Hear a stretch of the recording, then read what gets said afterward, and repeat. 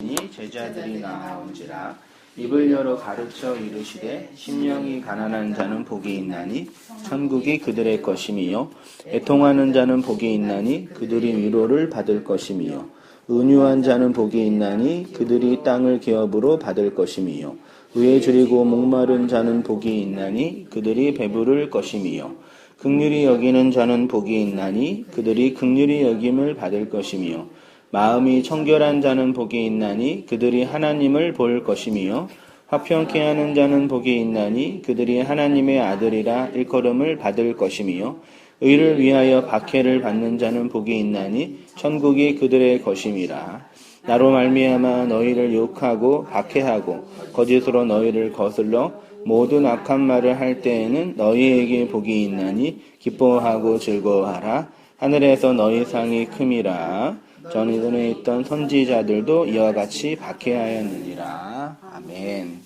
그 하나님의 생명으로서의 복이라는 제목으로 하고요. 그 은혜를 많이 받은 하나님의 은혜가 나타나면 은혜를 많이 받으면 어떤 사람이 되냐? 예요.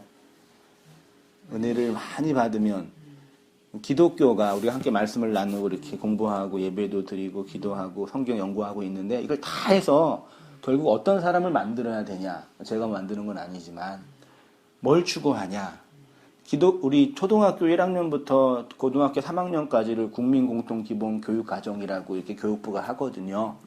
그 교육의 목표는 대학에 들어가는 게 아니라 그 민주 시민으로서의 삶을 잘 할 수 있도록 만드는 게 그 국민공통기본교육과정이래요.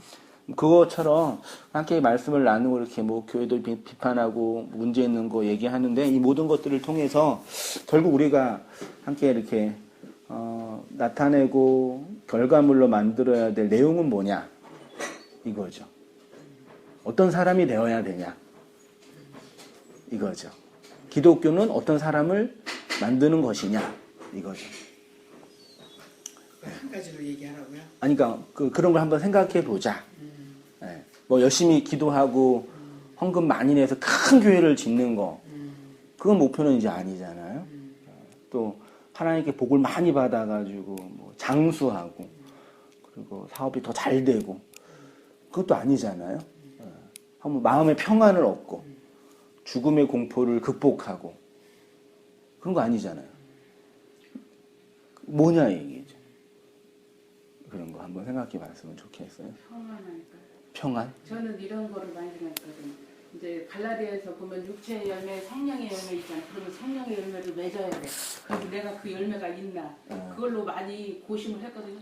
또 그거를 또 가다 보니까 또 이게 율법으로 또 다시 돌아가 버리게 되고 또 그것도 아니구나 또 뭐 이런 생각이 들고 그 말씀 그대로 성령의 열매다. 그러면 내가 맺히는 게 아니라 그러면 제가 만약에 성령 충만하면 그런 열매가 나한테서 나와야 되지 않냐. 뭐 이런 걸로 고민을 많이 했었죠.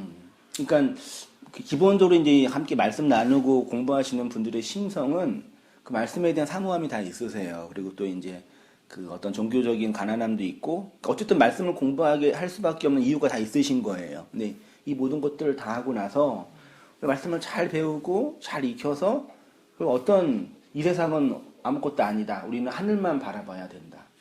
이건 다 가짜다. 그건 또 아니잖아요. 우리 이 세상에 있는 이 욕망을 따라 살아가는 건 다 거짓말이다. 그 허무주의, 염세적인 어떤 그런 가치관으로 이 초하늘만 바라봐야 된다. 그것도 아니잖아요. 그러니까 이런 함께 말씀을 다 나누고 주님의 성경에 대해서 공부를 하고 기도를 하고 고민을 하면서 궁극적으로 어떤 걸 이제 지향하고 어떤 걸 바라봐야 되냐 그런 생각이 든 거예요. 그런 측면에서 이렇게 한번 생각해 보세요. 권사님 이렇게 거의 70평생 이렇게 살아오시고 죄송해요. 했는데 네. 이렇게 내 인생에 대해서 이렇게 뭐라 그럴까요? 용서, 사랑 그게 가능하세요? 용서, 사랑. 네. 권사님은 권사님을 사랑하세요? 엿듣는 거죠. 잘 사랑하지 못했지. 아, 예, 그렇게 네. 많이 사랑하지 못했죠. 내가 나를 이렇게 용서하고 사랑하고 그렇지.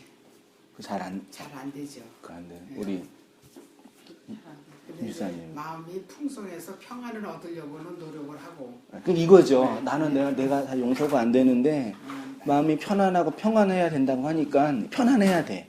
그런 강박관념이 기독교인들의 심성에 있어요. 우리 집사님 제 성함을 제가 못 여쭤봤어요. 저는 이렇게 성도님 성함을 잘 안 여쭤봐서 이게 유자 미자 유미정 집사님이요? 그리고 이제 다른 사람보다는 좀 나아야 되지 않나. 다른 사람은 믿지 않는 사람. 믿지 않는 사람보다는 어떤 부분에서요? 뭐든지 좀 이렇게 풍성해서 좀 이렇게 좀 흐물흐물하게 털퍼덕 이렇게 살 그런 어떤 그릇이 돼야 되지 않나. 이런 거. 그런 내가 좀 다른 사람. 믿지 않는 사람들보다는 좀 더 나은 어떤 게 있어야 된다라는 그런 생각이 있으신 거죠? 그런 부분에서 네. 예. 우리 유집사님은 자기 연세가 지금 그냥 보통 60. 여기 기분이네요. 그렇게 안 배세요 진짜. 정석으로 와야 되는데. 사람이 작아서 허건사님은 연세가 어떻게 64예요? 64세요? 육사 성도야. 여기 한갑은 기본이시네요? 와, 야, 우리 집사님은 저도 60이에요. 우리 둘이 동갑이네? 하나가 많은데. 여기 60 하나요? 김정환 집사님 제가 예, 아무튼 예, 우리 유 집사님은 어떠세요? 나를 사랑하고 나를 용납하고 내가 나를 이렇게 사랑하고 이해하고 용납하고 부족한 게 많으니까 뭐 이렇게 사랑이 잘 안 된다고 해야 되나 어떻게? 그러니까 누구 사랑하는 게 아니라요. 나를. 네. 내가 나를 이렇게 뭐라 그럴까요? 이렇게 이해해주고 참 너 고생했다. 잘 못해. 그러니까 그거예요. 네. 예, 집사님. 네. 그걸 잘 못하지. 이제 저도 그런 이제 과정이 있었는데 하나님 알아가면서 깨달은 것만큼 이제 제 허물을 깨달은 것만큼 또 사해 주시는 거를 느껴갖고 이제 용납이 다 되더라고요. 그리고 저는 그것도 이제 한번 체험을 했었거든요. 그러니까 죄를 알지도 못하는 예수님 하나님을 믿는 그 궁극적인 목적이 말씀도 뭐를 느꼈어요. 제 어떤 상황인지. 그래서 그런 거에는 죄의식 이게 아니고 그런 거는 이제 없는데 이제 마음에 안 드는 구석들은 한 번씩 나서 내왜 이러지 이러고 근데 그게 그냥 용납이 돼. 이렇게 만드셨으니까 이렇게 되고 그래요. 스스로 이제 우리 허건사님은 왜 자꾸 훨씬 안 네, 안 건드려요. 허지사 죄송해요. 안 권사님, 안소장 권사님께서는 뭐를 뜻하는지 잘 모르겠어요. 질문 중간에 그러니까 내가 나를 용납하고 사랑하고 풀어주고 이해하고 자신을 다. 딴 사람이 아니라. 저는 남은 다른 사람은 굉장히 배려를 많이 하고 다 들어주고 사랑을 많이 주는 것 같아요. 근데 나를 위해서는 인색했던 것 같아요. 그러니까 어떤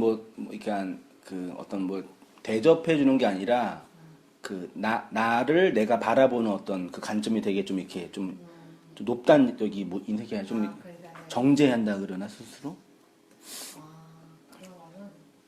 그런 거는 없었던 것 같고 굉장히 힘들고 어렵고 내가 막 그거 용납하기 힘들 때도 자신을 정죄를 많이 해야 돼. 이제 그런 부분에 대해서는 그러니까 뭐 내가 하나님 뜻대로 산다고 하면서도 이제 그때는 막 뭐 제대로 하지를 못하고 막 이렇게 삶에 바빠서 맨날 이렇게 했으니까 그런 것들이 하나님 보시기에 온전하게 기쁨을 좀 드리고 싶은데 못했던 거에 대해서는 굉장히 많이 힘들어했었어요. 그게 막 그 죄의 의식으로까지 느껴질 정도로 막 더 하나님 앞에 많이 드려야 되는데 내 시간을 너무 많이 뭐 하다못해 이런 것까지도 그랬는데 저는 그거에 묶여갖고 굉장히 그 죄의식을 많이 느꼈었어요. 그러니까 하나님이 과연 나를 보실 때 진짜 기뻐하실까? 내가 뭐를 했다고 해서 이게 다 아닌데 이런 거에 굉장히 힘들어했었는데 이제 그런 데서 벗어났어요. 좀. 그런 부분에서는. 네, 그런 부분에서 그러니까 내가 나를 좀 용서하고 용납하는 게 좀 나아지셨다라고. 많이 벗어났어요. 그러니까 좀 자유함을 느꼈다고 할까? 그러니까 하나님이 그렇게 억제이고 그렇게 막 그냥 그렇게 그런 하나님이 아니신데 내가 그냥 그거에 대해서 너무 매였던 것 같아요. 저는 그게 상담하는 그 목사님들하고도 그 상담을 많이 했었어요. 그러니까 왜 나는 이게 풀어지지 못할까? 아, 내가 너무 하나님 뜻대로 살지 못한다는 하여튼 그게 굉장히 많이 바뀌어 있었어요.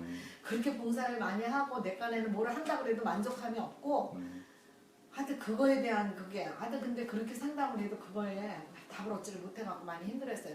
정화 집사님하고 맨날 그것만 얘기했어요. 내가 그랬는데 이제 여기 말씀을 접하면서 아, 하나님은 너무 그렇게 이것도 정죄하고 저것도 정죄 이런 하나님이 아닌데 왜 이렇게 나는 내 속에 갇혀서 살았을까라는 마지막 그게 너무 막 통곡할 정도로 힘들었었거든요. 근데 이제 그거에서 많이 벗어났어요.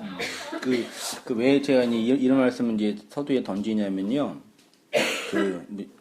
지난주에 말씀을 이렇게 들으면서 그게 해결이 됐다는 얘기예요. 그러니까 뭐냐면요. 우리가 지금 하나님이라는 어떤 신을 배우고 하나님을 섬기고 이런 걸 하는데 우리 밖에 있는 그런 하나님을 잘 섬기는 어떤 그런 식의 어떤 거를 이제 종교인 그걸 잘하는 사람을 신앙이 좋은 사람 이렇게 이제 평가하잖아요. 근데 실제로 이렇게 말씀을 이렇게 나누고 공부를 하고 교제를 하다 보면요. 우리가 하나님을 잘 섬기는 차원에서 회복되는 게 아니라 나에 대한 인간에 대한 이해가 좀 이렇게 깊어지고 선명해져요. 쉽게 말하면 사람을 이렇게 헤아리는 사람이 돼. 그러니까 시쳇말로 사람을 사랑한다. 그 정도의 개념이 아니라요. 우리가 어떻게 다른 사람을 어떻게 우리가 사랑해요, 실제로. 인간은 존재 자체가요. 그 심리학적인 용어로는 나르시즘이라 그래서 나라는 존재를 이렇게 사랑할 수밖에 없는 존재. 나를 위해서 살아요. 맞잖아요. 나를 위한 천국, 나를 위한 교회, 나를 위한 말씀, 나를 위한 목사. 다 이게 나예요, 다 솔직히. 나를 위한 아내, 나를 위한 자식이에요. 이게 누구를 이타적으로 사랑할 수 있는 존재가 인간은 그 본능 자체가 안 돼 먹었어요. 그러니까 그런 의미에서 인간은 나를 사랑하는 방식으로 살 수밖에 없는데 이제 문제가 뭐냐면 제가 이제 개입이 돼가지고 이게 왜곡이 돼서 이 삐뚤어져 버렸어요. 그래서 나랑 세상과 나랑 타자랑 이렇게 소통하고 관계를 맺고 그 사람을 헤아리고 산상수도 그 얘기 하는데요. 헤아리고 그 사람을 그 모습 그대로 용납하고 여기 잘 안 돼요. 근데 그건 그 사람에 대한 용납과 이해가 아니라 결국 누구예요? 나. 그러니까 나에 대한 용납과 사랑과 이해가 이게 안 되는 거예요. 근데 복음은 진리는 그걸 해결해요. 다른 거는 몰라도 그러니까 온땅교회 저랑 말씀 나누고 있는 이 교회 우리 말씀 나누고 있는 이렇게 현장들을 보면서 종교생활 열심히 하고 막 헌신을 막 하고 그런 분은 없어요. 오히려 반대해. 오히려 헌신 안 하고 막 헌금 막 안 내고 막 반대인데 뭐가 생기냐면 이런 나에 대한 사람에 대한 그 이해와 용납이 생겨요. 아까 제가 서두로 말씀드린 것처럼 내가 나를 처벌하고 비난하는 게 아니라 내가 나를 용서하고 용서란 말이 적당해. 용서하는 거죠. 그러니까 막 살아도 된다는 얘기가 아니라 나를 있는 모습 그대로 받고 용서하는 그 마음이 생겨요. 그게 이제 뭐 사람의 심리와 마음 속에서 이제 여러 가지 변화가 일어나는데, 그러니까 복음이 우리 함께 나누고 있는 이런 말씀이 궁극적으로 추구해야 할 건 뭐냐면, 뭐 앞으로 죽어서 천국에 간다는 어떤 미래적 확신 이전에 지금 내 안에 있는 이 얽매이는 거, 혹은 뭐 절망, 혹은 원망, 묶임, 이런 것들이 있잖아요. 정죄. 이게 다 나를 향한 어떤 이 처벌로 들어오거든요. 복음이 들어오면 이게 이제 이게 해결이 돼요. 그래서 내가 나를 용서하니까, 그러면 가장 먼저 내가 나를 용서하고 용납하니까 누구를 헤아려? 내 옆에 있는 사람들을 헤아릴 수 있는 사람이 돼요. 그러니까 사람이라는 게 다른 사람, 특히 이제 남편에게 대하는 거나 자식에게 대하는 그 태도가 결국 누구를 향한 태도예요? 나를 향한 태도거든요. 그래서 남편과 그 자식에 대한 과도한 어떤 집착이나 어떤 그 기대 심리가 결국 뭐예요? 나죠. 그래서 이제 그렇게 얽히는 거거든요. 근데 복음은 그걸 무관심하게 만들거나 혹은 뭐 그냥 상관없이 만드는 게 아니라 바르게 정의해서 그 위치를 이해하게 하는 거죠. 그래서 그게 한마디로 말해서 내가 나를 용서하고 용납하고. 우리 산상동 공부하시겠지만 복음을 알고 가장 먼저 나타나는 내 앞에 나타나는 원수를 사랑하라 그랬잖아요. 내 앞에 나타난 최초의 원수는 누구예요? 나예요. 그 나에게 그 말씀을 나뉘어주 흘려줄 수 있는 그런 사람이 되는 거죠. 그때 이제 용서가 일어나고 나를 풀어주고 나를 사랑하고 그래야지 다른 사람도 풀어주고 사랑할 수가 있는 거죠. 스스로 자유함을 얻는 건가요? 그렇죠.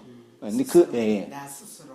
근데 그 자유함이 이제 어떤 증상으로 나타나는지 또 그다음 논의해야 되는데 이런 부분이 있어요. 사람들이 막 어떤 일에 과도하게 막 헌신하고 막 작정하고 이걸 꼭 해야 된다.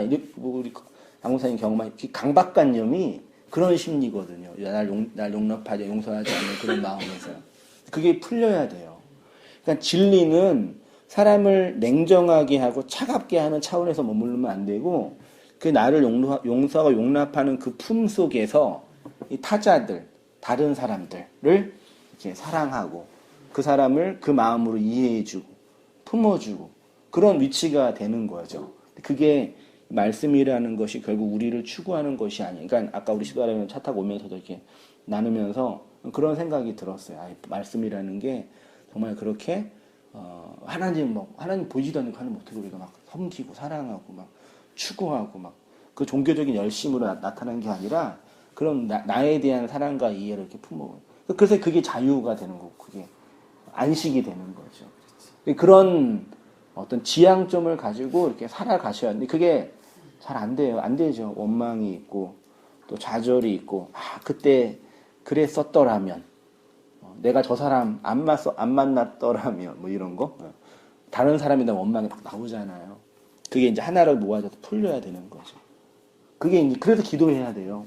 그래서 말씀 공부하시고 막 많이 알고 막 지적으로 쭉만 해서 누구 뭐 가르치고 잘하고 그럴 거 없잖아요. 솔직히 우리가요. 맞잖아요. 나에 대한 지적인 욕망이 욕구가 지적인 욕구 자체에만 머물러 있으면 안 되고 그걸로 살아가는 삶의 모습이 나와요. 그러니까 요 근자에 이런 복음을 깨닫고 있는 그런 목사님들이나 무리들이 이런 한계를 극복해야 돼요. 그러니까 한국 교회가 뭐 기복주의가 문제가 있다, 율법주의가 막 비난을 했어요. 문제를 제기했어요. 그다음 그 나한테 와서 나라는 존재, 인간이라는 존재를 어떻게 용납하고 이해하는 차원으로 가서 그것이 이제 다른 사람이 어떻게 흘러가느냐 그 문제예요. 그렇게 해야지 교회가 되는 거지. 그냥 이건 틀렸다, 이건 문제가 있다. 그거기만 머물러 있으면 그것도 위험한 거거든요. 그렇게 이제 하셔야 돼. 우리 다 그런 기복주의나 그런 문제 있는 교회 안에서 문제에 대한 자각을 하시고 고민도 하셔서 이렇게 말씀 듣고 계시는 거니까 그러니까 너무 많아요. 그렇게 잘못된 말씀과 복음 때문에 아파하고 우리가 그랬잖아요. 지금도 그러고 있고 우리가 그들이니까 그렇게 이제 헤아리며 가면 좋겠다라는 생각이 어제도 말씀 공부하면서 들었고 또 오늘도 이렇게 멀리서라도 말씀 때문에 이렇게 말씀을 나누면서 말씀이 이렇게 들어가서 그 말씀으로 이렇게 변화되어지는 성도들의 모습을 딱 보니까 임상으로 보니까 그렇게 되어 가고 있어요. 제가 그걸 기대하고 이 복음은 그렇게 우리를 용서하고 용납해서 이렇게 사람이 풀러가는 그런 기대를 갖고 한 게 아니라요. 그 말씀이 인도하심을 따라 갔는데 그 말씀이 우리들의 존재를 그렇게 이제 풀어준다는 얘기죠. 그렇게 나를 처벌하지 않고 나를 용서하셔야 돼요. 나를 헤아려 줘야 되고. 그렇죠? 그렇게 그러면 이제 나를 용서하고 용납하고 이해하신 그 하나님, 그 예수님, 그 복음에 대해서 선명하게 알고 그러면 이제 나라는 욕망이 진짜 그 나가 죽어야 되겠죠. 욕망하는 나. 나로 드러내는 그 나. 그 거울에 비추어준 나의 모습을 보시면 어떠세요? 고생했다 그러세요. 근데 우리 기존 교회에서는 무조건 나라는 것보다는 다른 사람 사랑하는 거 이거를 많이 우리가 들었잖아요. 나에 대해서 그렇게 점검하는 거는 별로 없었다라는 거죠. 네. 그리고 저 사람 내가 저 사람을 너무너무 지금 원수 같은데 그래도 원수를 사랑하라 그랬으니까 사랑해야 되니까 내 안에서 정말 사랑할 수 없는 마음이 있는데도 하나님의 명령이기 때문에 사랑을 해야 된다 이렇게 사는 거예요 우리는. 그쵸. 그러니까 나라는 것을 계속 나라는 존재는 계속 억누르고 막 쌓여가는데 다른 사람 그렇게 해야 되기 때문에 배려하고 사랑하고 남을 다른 사람들한테 내가 그렇게 예수 믿는 사람이니까 이렇게 어떤 그런 껍데기 그런 거에 살았던 게 너무 많다라는 거죠. 그거에 꽉 매여 있었던 거예요. 우리는. 나라는 거는 여기 와서 들어보는 거지 진짜 우리가 그렇잖아요. 우리 나에 대해서 설교를 들어본 적이 없다니까요. 나는 그냥 복만 받으면 되는 어. 거지. 그러니까 어떻게 하나님을 될까 말이야. 사랑하고 나는 그냥 복 받고 그냥. 하나님을 사랑하고 목사님을 사랑하고 내 이웃을 사랑하고 다 사랑해야 된다. 이렇게 사랑을 줘야 된다라는 거지. 내가 하나님의 그 사랑을 난 여기 와갖고 하나님의 그 사랑을 내가 받을 자격이 있고 남을 섬기는 게 아니라 내가 하나님의 섬김을 받는다는 거에 대해서 너무 쇼크를 받을 정도로 깜짝 놀랐어요. 그런 얘기는 들어본 적이 없는 거예요. 들어본 적이 없어요. 그러니까 나를 막 억누르고 나 자신은 너무 힘든데 참고 살고 이거 있잖아요. 참고 사니까 좋은 것도 있지만 제가 너무너무 남편이 너무 힘들었을 때 왜 이혼을 못했나 하나님의 명령이기 때문에 이혼을 하면 안 된다 막 이렇게 가르쳤기 때문에 못한 거예요. 아니면 상관없다 그러면 하셨을 거예요 그러면. 했죠. 우리 많이 했죠. 집사님 큰일 날 뻔하셨네. 많이 했죠. 왜냐하면 그 이제 이런다 주인. 다른 것보다도 그 성격 때문에 부딪히는 게 많고 나와 너무 극이었기 때문에 경상도 사람이. 그래서 그때 내가 안 살고 싶다는 생각을 했을 때 아 이것도 죄고 하나님 이거 안 기뻐하시고 그냥 뭐든지 초점을 하나님이 기뻐하시는 대로만 맞추고 나는 그냥 그게 제일 믿음이 있는 건 줄 알았다라는 거지. 그리고 나는 막 계속 막 화가 차가지고 병이 돼버린 거야. 병이 돼버린 거지. 네, 그게 병이죠. 병이 돼버린 그게 한이죠. 거야. 네, 그러니까 막 뛰쳐나가고 싶고 진짜 막 보따리 싸갖고 나는 생전에 정말 그런 마음이 없었는데 그게 막 갱년기 때 터지더라고. 막 정말 나를 막 나가서 후회하고 싶어도 나가고 싶고 막 이런 거 있잖아. 막 나를 절제가 안 되는 거야. 그때 모든 거에 내가 참고 살았다라는 것이 한꺼번에 폭발. 화상같이 막 폭발. 근데 그때 참고 사는 게 내 정화 집사님 그 얘기했어요. 참고 살았기 때문에 이혼은 안 했는데 근데 이제 화가 돼버린 게 많지. 근데 그 막 분노가 막 그런 게 참는 거를 내가 너무 많이 해갖고 화가 병이 생긴 거. 그냥 맞짱 떠야지 나처럼. 아니 그냥 맞짱 떠. 나는 한 번도 그렇게는 못 해봤어. 그렇게 하려고 그러면 집안이 뒤집히니까 그 사람이 이길 재간이 없더라고. 나도 성격이 엄청 급한데 이 사람하고는 안 살든가 참든가 두 가지를 택해야 된다라는 이것밖에 안 되더라고. 근데 맞짱 떴는데 요즘에는 맞짱 뜨기가 싫더라고요. 이제 나이 먹어서 그래. 그래서 그런 거. 난 요새는 이제 시들버거지야. 성질을 내든가 뭐 하든가 이제 내가 그만큼 나이가 이제 노화가 된 거야. 이제 막 화병 생겼어. 화병. 그쵸. 예. 어떤 뭐 그런 가정이 다 있으시죠. 아무튼 뭐 그런 어간을 통해서 그러니까 종교가 이제 규범이 돼가지고 이혼하면 악이다. 물론 잘 하셨어요. 왜냐면 하셔도 아파요. 그거는 하고 안 하고의 문제가 아니에요. 예, 맞아요. 그런 부분이 있어요. 네. 근데 이제 다른 차원으로 이제 본다면 하나님이라는 그 부분에 대해서 이제 바르게 설명하고 이해해야 되는 거예요. 대부분 다 대동소이하세요. 다 우리 나이 뭐 40대 20대 사랑하고 30대 결혼하고 40대 이혼 준비하고 아무튼 그런 심리 쭉 와요. 다 고만고만한 것 같아요. 모든 대부분의 분들이. 하나님이 나를 칭찬해 주시는 것 같아요. 내가 여기 와서 이제 들어와서 공부하면서 이제 기도하다가 그래요. 너 너무너무 너 어쩜 이렇게 잘 참았니? 너 너무 잘 참았다. 막 이런 게 진짜 들리는 것 같아요. 그러면서 이제는 참지 말아라. 언니 생각 같은데. 내 생각이겠지만 이제 막 진짜 그런 마음이 오는 것 같은 마음이야. 근데 또 이제 또 남편 얘기 들으면 또 달라요. 또 달라요. 아무튼 뭐 그러는데요. 그러니까 뭐 비근한 예지만 결론을 말하면요. 복음이 이 모든 말씀이 궁극적으로 우리에게 다가올 때 나를 이제 용납하고 사랑하고 용서하고 풀어주는 그 말씀이 되어야 돼요. 그렇지 않으면 그냥 지적인 어떤 추구가 되고, 그래서 이제 내가 풀어지면요, 뭐 어떤 증상이 나타나냐면요, 다른 사람과 관계가 맺어져요. 이게 다른 사람과 진짜 그 인격적인 관계가 맺어져요. 어떤 이 돈에 의해서 권력에 의해서 맺어지는 게 아니라, 장사하는 관계가 아니라. 네, 진짜예요. 장사의 관계가 아니라 그 생명의 관계가 맺어요. 그 양식을 나누는 관계잖아요. 그렇게 복음은 그렇게 흘러가는 거예요. 내가 날 용서하고, 그러니까 교회를 크게 짓고 이 교회 사람들 데리고 오세요. 역은 영업하는 거고, 그 영업이고, 말씀에 의해서 이렇게 내가 날 용서하고 용납하면 그런 관계 안에 자연스럽게. 왜냐면 이 사람도 옛날 나처럼 날 용납하지 못하고 아파하고 있잖아요. 겉으로 드러난 이유는 돈이 없어서, 남편과의 관계가 안 좋아서, 자식이 속을 새겨서 그러는 거지만 실제로는 또 그 안에 있는 속의 문제거든요. 증상은 다 다양하게 있지만요. 그렇게 그런 어떤 관점을 가지면서 공부하시고, 예, 기도하시고, 또 나를 용납하시고, 또 예, 주위에 있는 남편이 주위에 있는 사람들도 그렇게 풀어주고, 예, 그 풀어주는 게 용서하는 거니까요. 근데 이런 복음을 얘기해 주면요, 어떤 분은 이상하다고도 해요. 잘 모르와가지고. 근데 그게 진짜 진국의 사랑인데 우리가 흘려주는 말씀. 근데 우리는 그냥 남을 사랑하는 것만 하면 다 되거든요. 껍데기만 하는 거. 그러니까 사랑하려고 이제 그 아버지가 큰아들한테 동생 때렸으니까 미안해 말하고 얘기해. 그러면 미안해 동생, 그런 거죠. 미안해 미안해 진짜 속도 죽겠어 아주 그냥. 미안해 미안해 이제 내가 잘못했어, 다음부터 안 그럴게, 미안해. 미안한 거 아니야. 그런 식의 권력에 의해서, 힘에 의해서 이렇게 지배받는 거니까요. 그러니까 잘 또 말씀 들으시면서 기도하시고 생각하시고 나누시면서 잘 이렇게 있으세요. 예. 예수님의 입이 열려 있죠. 예, 여기 보시면요, 신약의 새로운 산에서 율법의 창조자이시고 집행자이신 하나님의 입이 열려 아래 세상의 사람들에게 떨어지고 있습니다.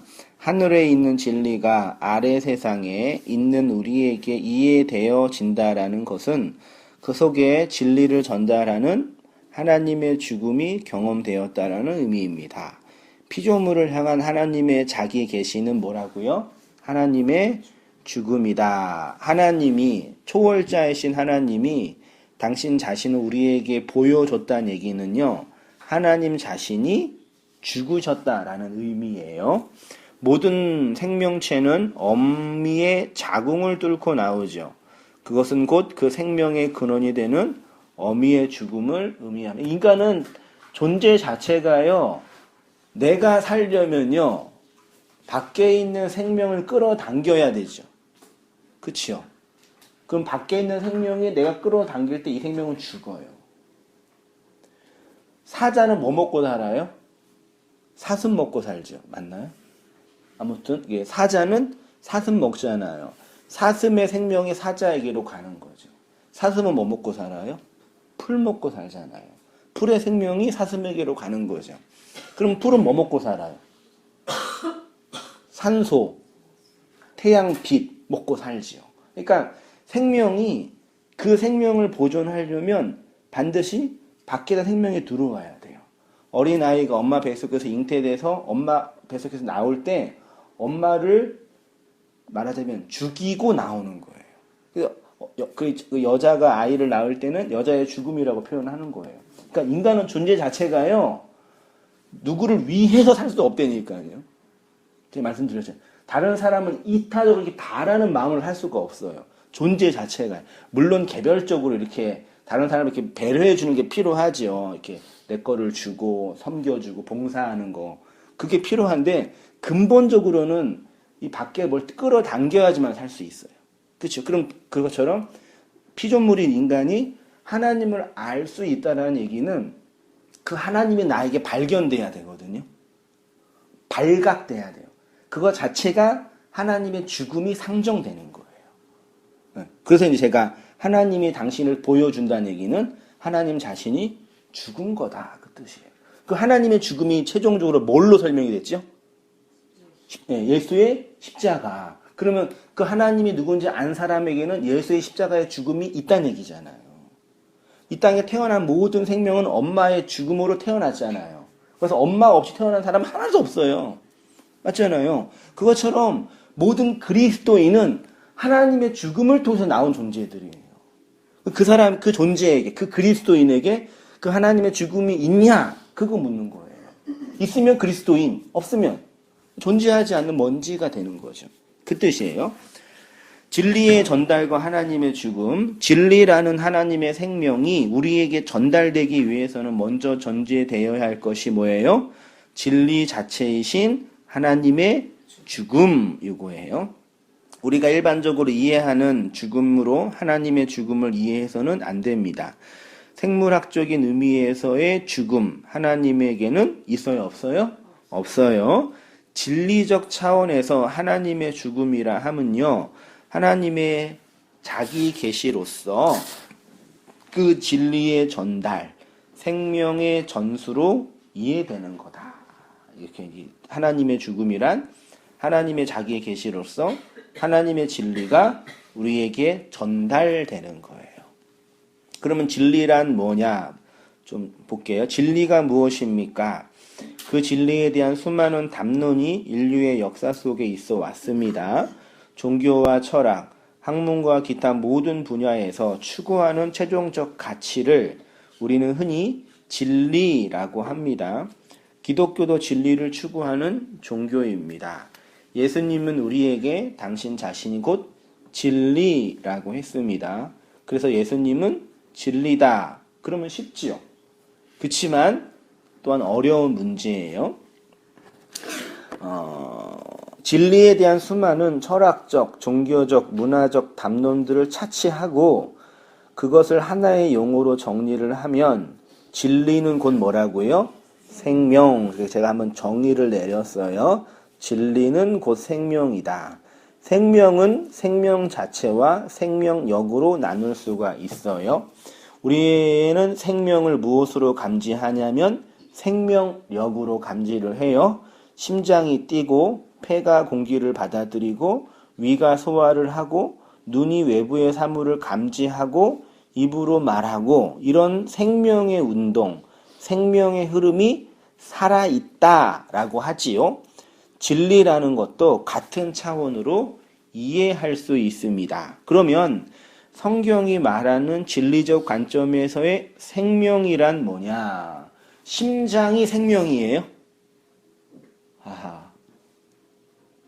시력이 있는 게 생명이 있는 거예요? 그건 좀 아니죠. 허파가 공기를 받아들이고 내뿜는 게 생명이에요? 그건 아니죠. 그렇지만 생명이 있어야지 심장이 뛰고 공기를 받아들이죠. 제가 지금 뭘 말씀드리고 싶은지 잘 이렇게 고민하셔야 돼요. 그래서 진리, 하나님이 곧 생명입니다. 그래서 진리의 전달은 생명의 전달이고 진리의 나눔은 생명의 나눔이라고 할 수 있습니다. 진리에는 연속성과 합일성이라는 게 있어요. 우리의 몸이 생명이 있다라는 것은 그 몸 안에 생명의 흐름이 있지요. 피, 혈관, 근육이 생명 자체는 아니지만 생명은 혈액의 순환으로 근육의 움직임으로 나타납니다. 아까 제가 그랬잖아요. 그 생명이 있으면 순환이 있어요. 흐름이 있어요. 우리 몸이 아프거나 소화가 안 될 때는 이 순환이 잘 돼요, 안 돼요? 안 되죠. 두통, 우리 집사람도 두통이랑 소화가 안 될 때가 있었는데 작년쯤에 심했었는데 두통의 원인은 아무도 몰라요. 의사도 몰라요. 근데 증상이 뭐냐면 이 몸에서의 혈액이 순환이 잘 안 된대요. 여기가 딱 막힌대요, 이렇게. 그래서 두통이 있으면 이렇게 단단해지잖아요. 이걸 풀어주면 이 혀가 있고요. 그 소화도 마찬가지예요. 그러니까 우리의 몸이 생명력이 있으려면 이 순환이 잘 돼야 돼요. 맞죠? 근데 진리가 생명이라고 한다면 그 진리가 그 생명력을 흐른다면 어떻게 해요? 순환이 돼요.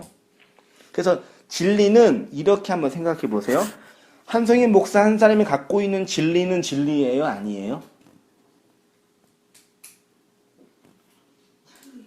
진리예요. 진리지. 근데 진리는 나 혼자 안에서만 나 혼자 있을 수가 있어요? 없어요? 제가 나 혼자 진리를 갖고 있다는 얘기 자체가 틀려요. 왜요? 밖에서 진리가 들어왔으니까 진리가 된 거죠. 그렇죠? 그러니까 진리라는 생명이라는 그 용어 자체는요. 나랑 타자랑과의 관계 안에서 설명되는 거예요. 그러니까 제가 진리를 알았다라고 할 때는 나 혼자 안 게 아니라 이게 밖에서 들어왔으니까 아는 거잖아요. 그 흐름이 있는 거예요. 맞죠? 그러니까 우리도 마찬가지니까 내가 진리를 알았다 그런 거는 이렇게 말씀을 건네주면서 그게 흘러가니까 진리가 되는 거예요.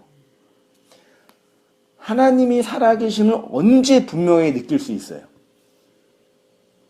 하나님이 진짜 살아계신다. 오감으로 느낄 수가 있다니까요. 보는 거는 힘들지만 오감으로 느껴요. 언제? 네, 언제예요? 제가 그 개척하고 이제 한 3년 됐는데 개척하고 처음 그 카페에서 이렇게 카페 일 보고 이제 인증은 뭐 카페에서 할 게 뭐가 있어요? 손님도 안 오고 그 뭐예요? 공부하죠, 연구하죠. 그때는 이제 성경 공부하는 사람이 한 명도 없었기 때문에 한 명, 두 명분만 있었기 때문에 하루 종일 카페에서 손님 받으면서 이제 성경 연구했어요. 그렇게 뭐 있으면은 혼자 공부를 하면 막 기쁘고 즐겁고 감사하고 그럴 것 같죠? 아니에요. 사람 정신병자래요. 진짜 혼자 막 보면은요. 그래도 공부하는 걸 좋아하니까 열심히 공부하면 마음속에 이게 교회가 될까? 이게 이렇게 하다가 이게 되나? 하는 그런 생각이 있어요. 이거 때려치고 뭐 하지 그러면? 이거 어떡하지? 이거 집에서 난리 뭐 별생각이 다 들어요. 그때는 이제 목사가 아니죠. 거의 불신자죠. 그리고 있잖아요. 그러겠다가 이제 지체들 한 명 되면 딱 와요. 뭐 해요 그러면요? 말씀을 나누어요. 1시간, 2시간 충분히 나누면 말씀 다 나누고 이제 나 혼자 딱 있으면은 마음속에 그치 하나님이 살아계시지. 맞지. 이게 진리지. 아니 그러니까 뭐냐면요.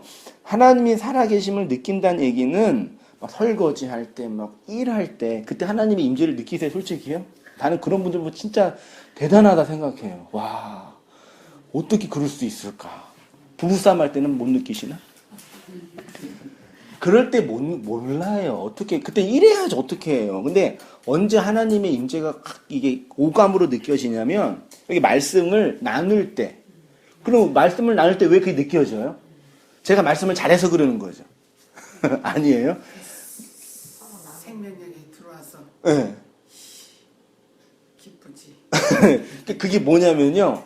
말씀이라는 건 진리라는 건 마음과 마음으로만 전수돼요. 껍데기로는 안 돼요. 그러니까 그러면 말씀을 나누어진다는 얘기는 나라는 존재랑 타자가 있잖아요. 그러면 이 사람과 말씀이 이렇게 나누어지는 거예요. 뭘로요? 마음으로. 그때 하나님이 살아계심이 내 인생과 마음 확 경험이 되는 거예요. 그래서 우리가 일부러 모여서 일주일에 한 번이고 두 번이고 모여서 말씀을 나누는 거예요. 다른 이거 제가 열심히 가르쳐서 이거 제 지식을 전수하고 어차피 다 집에 하면 나중에 또 까먹으시잖아요. 왜 자꾸 까먹지? 중요한 거를. 까먹는 게 진리예요. 안 까먹으면 그거 안 돼요. 속상해. 다 베껴야 되는데. 아니 안 까먹을 수 그래서 어떻게 해요? 계속 생각하고 묵상하고 말씀 나누는 거예요. 우리가 다시 생활 속으로 들어가기 때문에 네. 잠깐 이렇게 까먹어야 돼요. 많이 외우려고 해도 까먹는다고. 그러니까 뭘 말씀드리고 싶냐면 진리라는 거는 이렇게 마음과 한성미라는 존재의 마음과 안정이라는 존재의 마음이 연결될 때 진리가 되는 거지. 이게 분리돼가지고 나 혼자 알고 있다. 그건 아무것도 아니 껍데기라니까 아무짝에 쓸모없는 그냥 성경 지식이에요. 성경 지식은요 서점에 가면 이빨이 있어요. 그 책이 어마어마하게 있다니까요. 그 언어가 그 문자가 내 마음이 되지 않으면 아무것도 아니에요. 성경을 열심히 읽어도 그 성경의 내용이 내 마음이 되지 않으면 아무것도 아니에요. 그래서 어떻게 해야 돼요? 마음과 마음으로 진리가 당신 이리 좀 하세요. 또 앉으셔야 돼요. 자꾸 만나서 이해. 네, 집사님 일로 오세요. 여기 또 나가셔야 돼요? 나가셔야 돼요. 그래서 마음과 마음으로 전수될 때 그게 진리가 되는 거예요. 그렇죠? 그게 이제 생진리의 이제 순한 뭐 연속성 나눔이라고 하는 거예요. 그러니까 혼자 말씀을 들으시고 아까 제가 서두에 말씀 나누었던 것처럼 내가 나를 용납한다는 얘기가요. 내 안에서 말씀이 흘러간다 뜻이라니까요. 흘러간다고요. 그걸 묵상한다고 그러고 예. 나눈다고 하는 거고. 그래서 우리나라 동양 철학 뭐 기, 뭐 주여 이런 거 보면은요. 그 진리를 담고 있어요. 진짜요. 놀라워요. 그 예수가 누군지를 모르니까 이제 그분들은 이제 그렇게 갖고 있는데 그렇습니다. 진리가 전달될 때 부분 1페이지 아래에서 두 번째 단락입니다. 진리가 전달될 때 내 밖에서 진리가 내 안으로 들어올 때 두 개의 입구가 찢어지죠. 하나는 진리의 전달자로서 하나님 자신에 찢어져야 하고 하나님의 죽음이에요. 다른 하나는 진리를 받는 내가 찢어져야 돼요. 됐지요? 이제 절 보세요, 이제요. 그러면 어린아이가 엄마 뱃속에서 나올 때 엄마가 죽어야지 생명이 나오잖아요. 그러면 제가 하나님의 그 말씀을 이해할 때는 하나님의 그 진리를 받을 때는 누가 죽어야 돼요? 하나님이 죽으셔야죠. 하나님의 죽음이 나한테 진리로 감지가 되는 거잖아요. 죽음으로 그 말씀이 이해되는 거죠. 됐죠? 그럼 그게 나한테 들러와서 내가 그 말씀과 또 그 진리를 나누는 그 현장에 있어서 누가 죽는 거예요? 그 진리를 전하는 교사가 죽는 거예요. 내가 죽지. 이 마음으로 전수되는 거니까요. 그리고 그 진리를 받을 때 그 사람도 죽는 거예요. 그 하나님의 죽음, 십자가의 그 죽음이 이렇게 연결되는 거예요. 예수의 십자가가 이렇게 세상으로 흘러가는 거예요. 무슨 말씀인지 아시죠? 네. 그렇게 해서 말씀과 말씀이 이해돼서 마음으로 들어오는 거죠. 그게 진리를 전하는 자의 죽음, 하나님의 죽음, 진리를 받는 자의 죽음에. 그러니까 말씀을 이렇게 우리 들으시잖아요. 다 나누시잖아요. 온땅교회 공릉동에서도 20명 30분 예배를 드리고 여기서도 10분 정도 예배를 드리시는데 다 듣지 않으세요. 그게 마음이 들어와서 나를 찢어서 내가 죽는 과정 속에 들어와야 되는데 그게 항상 되지 않아요. 근데 그 말씀이 그 안으로 들어갈 때 반드시 그를 죽이고 들어가요. 네. 그걸 기대하면서 말씀을 전하는 거예요. 지금은 아니더라도 언젠가 그 말씀을 들을 때 그 말씀이 마음으로 들어갈 때 제가 어떻게 할 수가 있는 건 아니죠. 그렇게 이제 들으셔야 되는 거예요. 예수의 십자가와 하나님의 가르침, 하나님의 자기 계시는 하나님의 죽음이라고 할 때 그 하나님의 그 죽음은 곧 예수의 입이 열려 나오는 것으로 설명할 수 있습니다.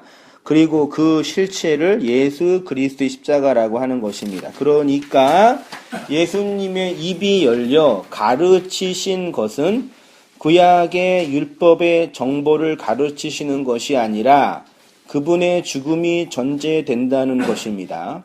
아니, 그분이 골고다 언덕에서 십자가로 죽으심으로 하늘의 입이 열려 진리가 쏟아지는 것입니다. 마태복음 5장 1, 2절은 하나님의 죽음, 하나님의 입이 열려 그 진리를 우리에게 건네주는 사건이에요.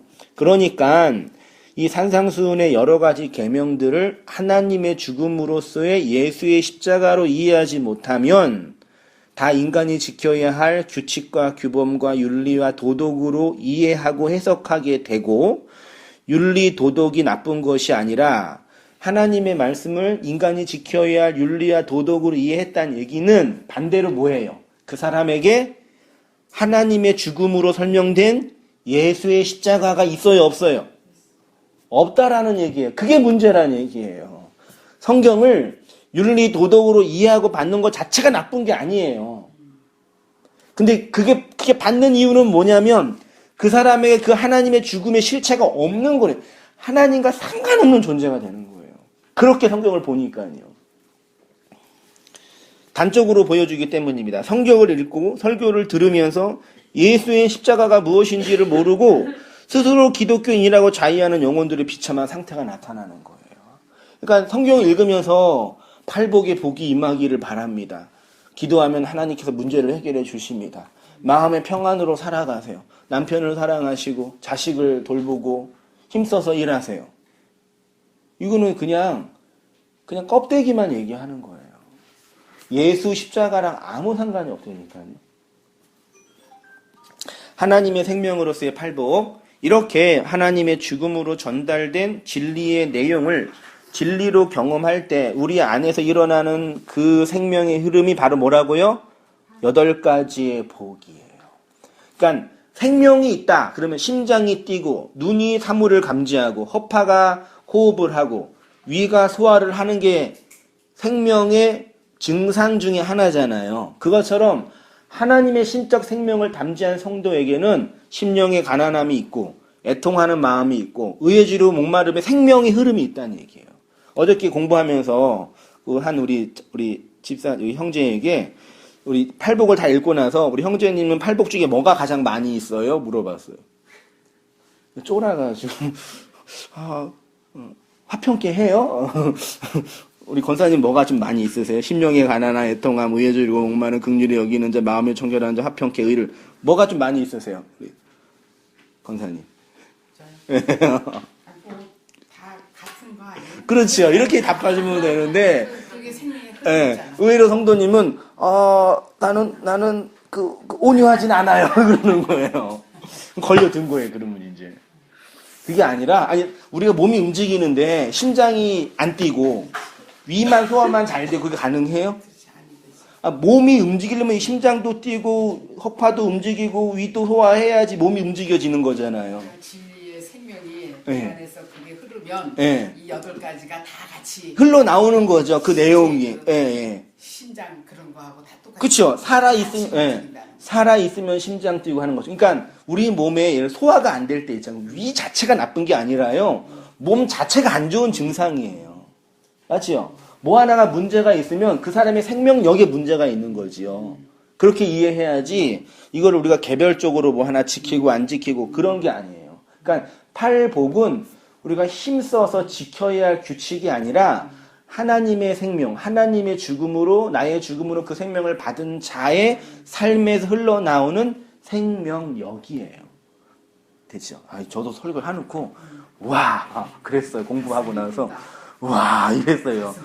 저는 가슴만 뛰는 게 아니라 그냥 아주 천지가 개벽했어요. 하늘이 열리더라 이렇게 딱 열려서 막 그랬어요. 예, 그래 읽어볼게요. 하늘의 진리를 받아 살아가는 자의 상태. 심령이 가난하고 애통하고 의에 줄이고 목마르고 긍휼히 여기고 마음이 청결하고 화평케 하고 의에 줄이고 목마른 모습으로 나타나요. 심장이 뛰고 폐가 호흡을 하면 생명이 있는 것처럼 우리가 하나님의 그 진리를 받아 살고 있으면 이러한 진리의 생명력, 진리의 흐름이 우리의 마음과 역사 안에서 흘러나오고 나타나게 돼요. 근데 여전히 많은 사람들은 이 성경 본문을 어떻게 읽어요? 인가율로 이렇게 하면 복을 받는다. 뭐래요? 심령이 가난한 자는 복이 있나니 천국이 그들의 것임이요. 천국을 받으려면 뭐 해야 돼요? 심령이 가난해야 돼요. 애통하는 자는 복이 있나니 위로를 받을 것이며 위로를 받으려면 뭐 해야 돼요? 애통해야 돼요. 더 좋은 거. 땅을 기업으로 받으려면 뭐 해야 돼요? 의에 줄여야 돼. 제가 잘못 쓴 거 같는데 이거 온유한 자인데 이거 치명적인 오타인데 땅을 기업으로 받는 사람은 온유하거든요. 자, 우리가 땅 부자가 되려면 어떻게 해야 되죠? 온유해야 돼. 잘못했어요. 온유해야 돼. 네, 제가 잘못했어요. 이거 세 번째 의에 줄여 목마름이 아니라 온유함이에요. 예. 땅을 기업으로 받으려면 온유해야 돼요.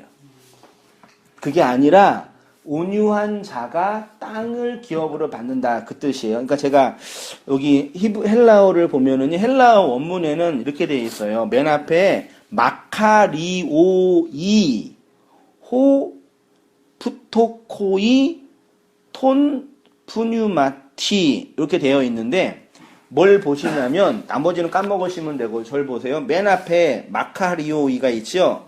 이게 복되도다예요. 복받을 자여 형용사예요.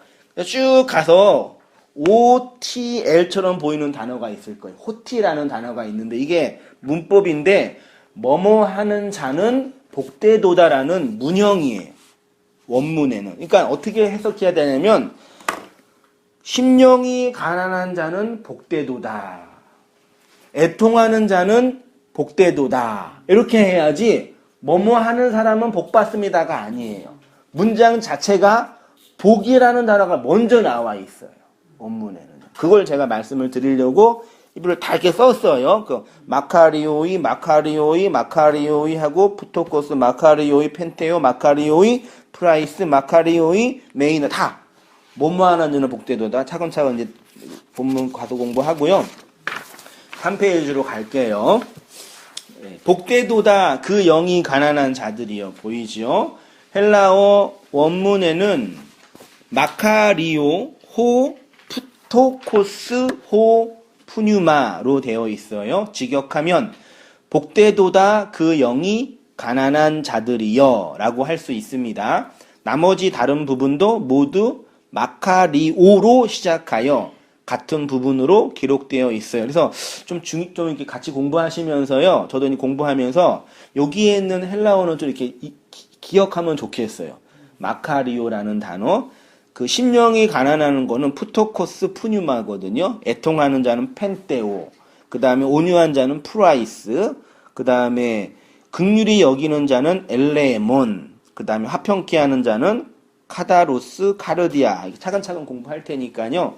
몇 개만 한번 이게 나중에 보시고 하루당 내려오셔서 복받는 비결이 아닙니다. 그러니까 본문을 보면서 뭐뭐 하면 복받는다 식의 해석은 잘못된 해석입니다. 말씀드렸듯이 본문은 복을 받을 수 있는 원인을 설명하는 것이 아니라 하나님의 생명을 통해서 그 진리를 받은 하나님 백성의 내적인 상태. 그러면 말씀을 공부하면서 나에게 심령의 가난함이 어떻게 나타나고 있는지를 확인하면 되겠죠. 나에게 온유함이 어떻게 나타나고 있는지를 배우면 되겠잖아요. 그게 나를 용서하고 나를 발견하는 거라니까요. 우리 안에 그게 있어요. 이렇게 하면 얻는 게 아니라 지금 막 태어난 어린아이에게 네가 노력하면 성인이 돼. 생명이 노력하면 몸이 커. 그게 아니잖아요. 생명이 있으면 잘하는 거잖아요. 그 뜻이에요. 생명이 있는 자에게 너희가 갖고 있는 그 생명이 뭔지 아니라 계속 하나님 말씀해 주시는 거라니까요. 이미 있는 자들에게요. 복, 마카리오스, 바라크, 에시에르 있지요. 신약의 마카리오스는요. 구약으로 가면 두 단어로 번역이 되었는데 첫째가 바라크, 많이 들어보셨죠? 두 번째가 에시에르라는 단어예요. 바라크는 복 자체에 대해서 말한다고 할 수 있고요. 에시에르는 복을 받아 누리는 지복 혹은 행복의 상태를 말할 수가 있어요. 바라크의 기본적인 뜻은 무릎을 꿇다, 축복하다, 찬양하다 라는 뜻이며 다른 대상에게 유익한 능력을 부여한다는 의미로 사용이 됐습니다. 구약 성경에서 바라크, 축복은 성공, 번영, 생산, 장수 등으로 설명이 됐어요. 그러면 절 보세요. 기독교가 말하는 복은 물질적인 복이다. OX. X. 기독교가 말하는 복은, 그러면 성경이 말하는 복은 장수의 복이다. O. O예요? 아니요. 정신 차리세요? 그냥 기가 오는 거예요. 네. 아이고 잠수나 하자. 하나님이 성도에게 주는 복은 물질의 번영이다.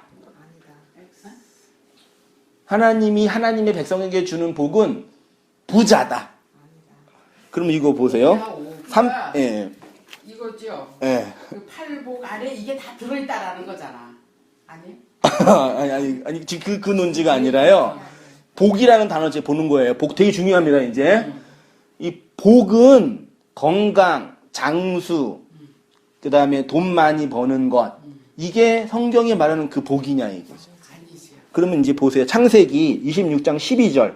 3페이지 중간 오른쪽에 보이세요? 다 함께 읽어보시겠습니다. 시작.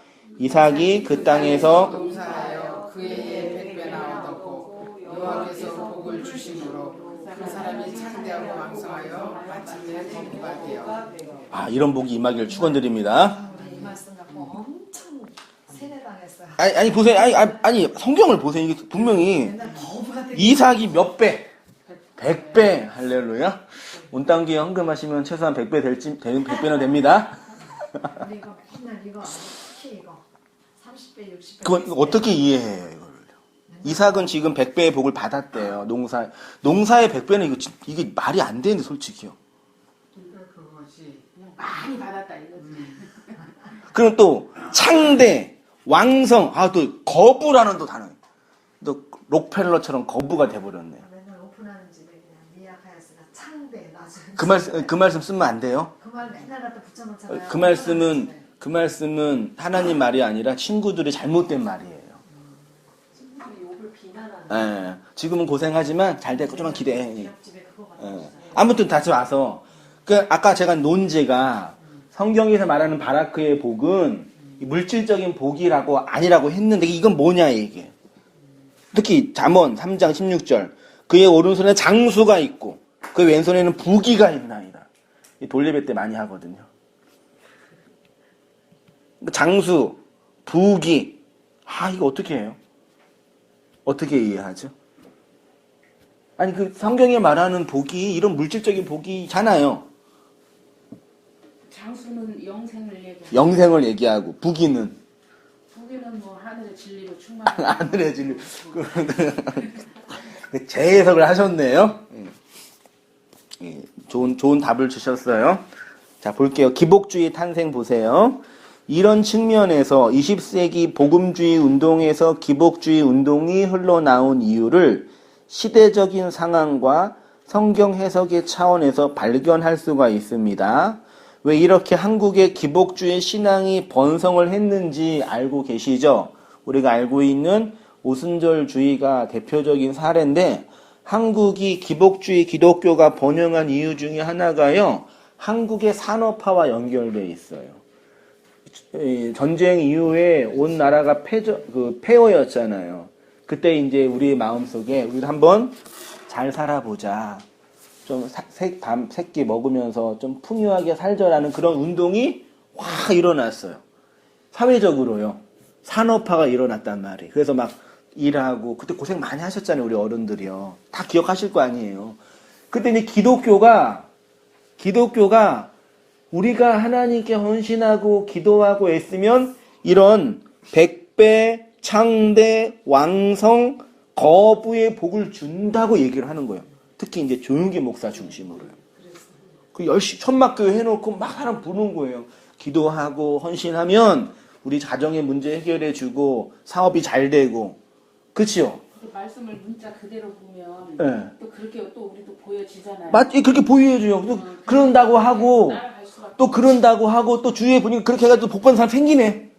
막 땅을 사는데 갑자기 막 10배로 뛰고 막 강남 개발할 때 그때 좀 사셨어야지. 참, 우리 아버지 못 사가지고. 뛰고 그러잖아요. 그게 또 하나님 축복 생각하잖아요. 그러니까 그게 하나님이 그 사람의 기도를 들어주신 게 아니라 때가 돼서. 시대의 흐름을 탄 거지. 그러니까 돈 벌려면 시대 흐름을 잘 타야 돼요. 이건 분명하더라고요. 돈을 벌려면요. 그러니까 돈 버는 사람이 물어보면요. 이렇게 돈이 흘러가는 물길이 보인다 그러던데. 이렇게 보이는데 그걸 딱 막으면은 나한테 온대요. 말은 쉽지. 그런 시대적 상황에서 그게 분이 나한테 온 거예요. 그때 한국에 이제 강남 개발이 유행했잖아요. 그때 강남 1988에서도 이제 봤지만 판교 요럴 때는 완전 허벌판이었거든요. 지금 판교 땅이 그때에 비해서 20배 올랐대요. 20배. 그러니까 그때 이제 땅 사는 그분들이 이제 강남에서 이제 땅으로 이제 돈벌이 되고 그때 또 교회가 또 지어지면서 개발이 된 거예요. 그게 하나님의 축복이 아니라 대한민국의 정치 경제 흐름이었어요. 맞죠? 그리고 그렇게 돼서 서울에 있는 수도권에 있는 교회는 부흥하고 저 지방에 있는 시골 교회는 문 닫고 그러면 저 교회는 저주받은 거고 서울에 있는 교회는 복받은 거예요? 아니 시대의 흐름이라니까요. 그렇게 해서 기복주의가 번성했어요. 그렇게 해가지고 이렇게 그 오순절 교회가 크게 짓고 성전이라 크게 짓고 사람들 하고 또 이제 나도 복 받으려고 이제 머리 뒤밀고 이제 헌금 내면서 가고 그렇게 돼요. 지금 오순절주의가 부흥하는 데가 어디냐면요. 남미나 이런 데예요. 경제 개발 이런 산업화가 한창 유행한 데가 부흥해요. 실제로 그런 집회도 많이 하시고 그렇게 되고 있는 그런 흐름이 있었고요. 또 한 가지는 이제 아까 말씀하신 것처럼 성경을 문자적으로 해석하는 거예요. 보이는 그대로. 그래서 고지 곧대로 그대로 해석하는 거예요. 봐라, 이삭이 100배의 복을 받았지 않았냐. 성경에는 분명히 장수와 부귀가 있다고 하지 않냐. 특히 이제 솔로몬 같은 거 보면은 1000번지를 드려가지고 하나님께서 나타나가지고 복을 주셨다고 하니까 1000번째 헌금을 또 만들어 놨어요. 그거는요, 세계 어디에도 없는 헌금 방식이에요. 한국의 독특한 그 샤머니즘에서 갖고 온 거예요. 1000번제를 저는 몰랐는데 1000번제는 낼 때, 헌금 낼 때 이렇게 새벽 기도하면 돈을 내야 된다 그러더라고요. 10,000원씩 하면 얼마예요? 목사님들도 하시더만. 복 받아야 되는 게 목사도예요. 10,000원이고 20,000원씩 하면 20,000원. 1000번째 한 10명만 그 작정시키면은 교회 재정이 들어올 거 아니에요. 예상으로. 1000번제가 10번의 제사가 아니라 1000마리의 양이에요. 1000. 근데 옛날에 다니던 목사님이 이제 남성교회 하잖아요. 기도를 하면은 우리 교회 11조 영생에 대한 예표예요. 구약에서 말하는 이러한 물질적인 복은 예수 그리스도를 통해서 교회에게 주시는 영생을 예표하는 것입니다. 그러니까 바라크가 의미하는 복의 내용은 하나님의 신적인 생명력을 의미하는 것입니다. 그것을 구약 성경에서는 인간이 물리적으로 감지할 수 있는 현세의 번영과 성공과 장수 등으로 설명해요. 왜요? 구약의 교회는 아직 유아적 상태의 교회예요. 구약 교회는요. 그래서 어린 아이에게 우리 담비에게 천국을 설명하려면 어떻게 하면 돼요? 예를 들어서 맛있는 사탕을 주고 천국은 이렇게 달콤하다 그럴 수 있잖아요. 그렇죠? 그러니까 어린 아이에게 눈에 보이는 것들을 얘기해 주는. 그러니까 어린 아이일수록 눈에 보이는 거에 확 가요. 그렇죠? 그러니까 성장하고 어른이 되면은 눈에 보이는 것에만 보지 않아요. 그러니까 지금도 어른이 됐는데 눈에 보이는 것으로만 보면은 그 어른 아니에요. 겉으로 드러난, 외적으로 드러난 그것으로 아까 우리 허집사님도 말씀하시면 다 우리 안에 그런 인생의 사연이 다 있어요. 그렇죠? 지금 드러나는 거는 그것 한 부분에 불과한 거예요. 그래서 그렇게 이제 말하는 거죠. 그 구약의 교회는 아직 유아적 상태에 놓여 있는 교회였기 때문에 하늘의 복을 물질적인 설명으로 해 주신 거다 이 얘기. 실제로 이삭이 거부가 됐고요. 실제로 구약의 족장들이 부자가 됐어요. 실제로. 근데 그거는 그 복을 예표로 설명하는 거죠. 그거예요. 예. 창세기 1장 22절 하나님이 그들에게 복을 주어 가라사대 생육하고 번성하여 여러 바다의 물에 충만하라. 새들도 땅에 번성하라 하시니라. 하나님이 그들에게 복을 주시며 그들에게 이르시되 생육하고 번성하여 땅에 충만하라. 땅을 정복하라. 바다의 고기와 공중의 새와 땅에 움직이는 모든 생물을 다스리라. 창세기 12장 2절 본문 다 함께 읽어보시겠습니다. 시작. 내가 너로 큰 민족을 이루고 내가 복을 주어 내 이름을 창대하게 하리니 너는 복의 근원이 될지라. 너를 축복하는 자에게는 내가 복을 내리고 너를 저주하는 자에게는 내가 저주하리니 땅의 모든 족속이 너를 인하여 복을 얻을 것이니라 하시니라. 아멘. 이런 말씀이 이제 복의 근원으로 이제 살자 그런 얘기를 하잖아요. 되게 중요한 말씀이에요. 보세요. 아브라함이 복의 근원이 된다라는 것은 이 세상이 하나님을 아는 지식이 무엇인지 모르는 어두운 시대에 오직 아브라함에게만 하나님을 아는 지식을 하나님의 이름으로 그에게 건네주셨습니다. 그래서 하나님이 아브라함에게 너의 이름을 창대하게 하리라. 절 보세요, 여러분요. 중요해요. 아브라함이 창세기 몇 장에서 부름을 받았죠? 창세기 12장이에요. 창세기 11장에 무슨 얘기가 있는지 아세요? 10장과 11장에 바벨탑 사건이 있어요. 바벨탑 사건은 뭐냐면 창세기 1장부터 11장까지가 진짜 중요한 게 뭐냐면 하나님은 1장부터 11장까지는 모든 인류에게 동일하게 말씀하셨어요. 모든 인류에게요. 전 인류에게. 근데 갑자기 12장부터 모든 인류는 떼빼캔치고 한 사람에게만 간섭하세요. 그게 중요해요. 전 세계 모든 인류에게 하나님이 말씀해 주셨는데 이제 전 세계 인류는 내팽개치고 오직 한 사람 누구? 아브라함에게만 찾아가셔서 야 내가 이제 너랑 언약할게. 내가 너한테 복 줄 테니까 그게 언약을 하시고 이 무슨 문제 아시겠죠? 바벨탑 사건 모든 민족이 하나님을 대적하고 내 이름을 내서 하늘에 올라가자라고 주장했던 게 바벨탑 사건이잖아요. 그 온 인류가 다 하나님을 대적하는 그 시대에 하나님이 복음을 보존하기 위해서 아브라함 한 사람만 택한 거예요. 그 사람에게 아브라함에게 언약을 주어서 하나님이 누구인지를 아는 지식을 건네주는 거예요. 이 사람이 교회예요. 그게 되게 중요해요. 그리고 너를 축복하는 자를 내가 축복하고 너를 저주하는 자를 저주할 거다. 너는 너의 이름이 창대하게 된다. 이 말은 아브라함이 하나님 믿어서 부자가 된다는 얘기가 아니라 이 복음을 아브라함만 가지고 있는 거라니까요. 그게 아브라함의 이름, 그 이름은 누가 지어줬어요? 하나님이 이름을 지어줬다는 얘기는 말씀을 건네줬다는 얘기예요. 그 계명이 있는 거예요. 내가 너한테 준 그 이름이지 온 세상은 자기의 이름을 위해서 살고 있는데 이제 너는 내 이름을 위해서 살아야 돼. 그 증거로 너의 이름을 창대하게 할 거야. 너로 말미암아 세계 모든 사람이 복을 받게 할 거야 라고 언약을 주신 거예요. 우리가 그렇게 부름받아야 되니까요. 그러니까 그렇게 부름받은 거예요. 우리가.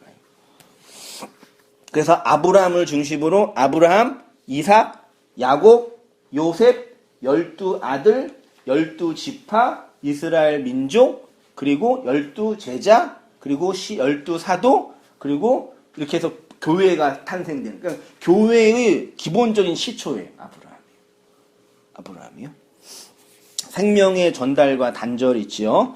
아브라함의 이름 속에 담겨진 하나님의 그 진리가 어떤 사람에게는 전달되고 어떤 사람에게는 단절되지요.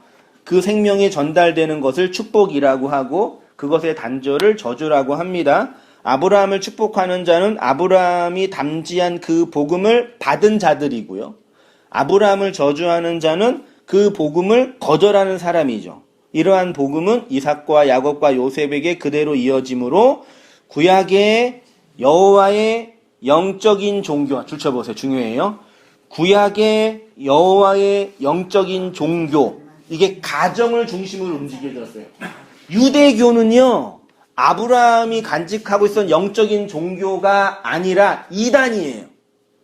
아브라함 종교의 이단이라니까요. 유대교는요, 율법 종교예요. 구약의 여호와의 종교는 아브라함과 이삭과 야곱을 중심으로 흘러왔고 그 계보가 쭉 흘러와서 나중에 누구한테 연결돼요? 예수에게 연결됩니다. 그 예수가 구약의 유대교를 엎어서 기독교를 시작하게 한 창설이 된 거예요. 유대교랑 기독교가 달라요. 유대교는 구약만 믿고 있는 사람들이었고요. 기독교는 그 유대교에서 나온 거예요. 기독교가 어디서 나왔다고요? 기독교는 유대교에서 나왔어요. 유대교가 모태예요. 오늘 우리가 믿는 개신교는 어디서 나왔어요? 개신교. 천주교. 가톨릭에서 나온 거예요. 가톨릭에서 그 개혁하고 개신교가 나온 거고. 유대교에서 유대교를 개혁하고 기독교가 나온 거예요. 아브라함의 영적인 종교를. 그러니까 이 교회사를 쭉 보면 이렇게 하나님의 말씀을 따라 흘러가는 이렇게 어떤 그 영적인 계보가 있다니까요.